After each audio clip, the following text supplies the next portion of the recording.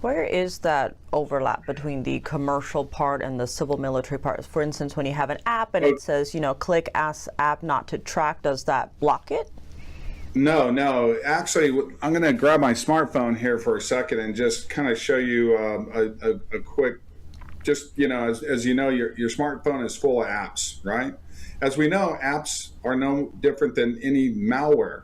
They allow the developer, whether they're from China or Russia, to monitor, track, and data mine the end user. Well, that's what a hacker does. They collect all your information off there, and they want to monitor and track you so they can exploit that for financial gain. It's the same thing.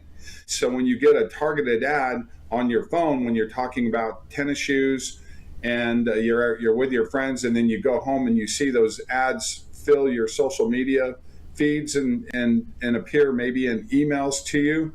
Well, that's how it works. It works through ad tech. Have you ever seen, or with your experience, you've seen a little ad, then you see ad tech underneath it, and then you click on it, and it allows you, it says ad tech controls on there.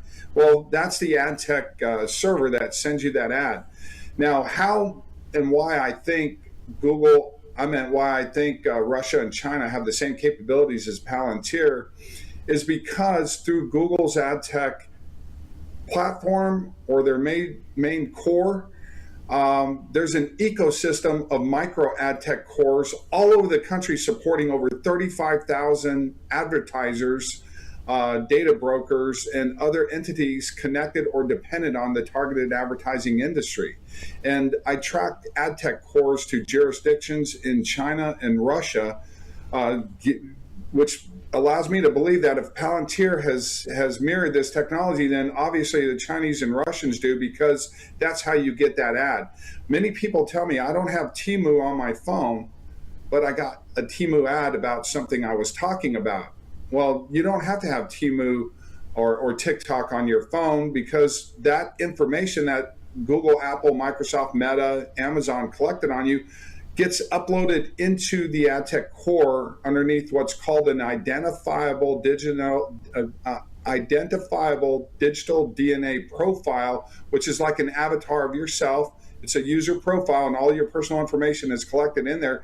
So when you're talking about tennis shoes with somebody, it kind of pops up along with the person that you're talking to, and then it goes out to what's called a real-time bidding platform, and then that goes out to all the ad tech cores in all of those countries, and then the advertisers actually bid, and the highest bidder gets to send you the targeted ads. So if you got one from Temu, but you didn't get one from Amazon, it means that they were outbid by Amazon, or they outbid Walmart or Target or anybody else that wanted to send you that same targeted ad to buy those tennis shoes from them.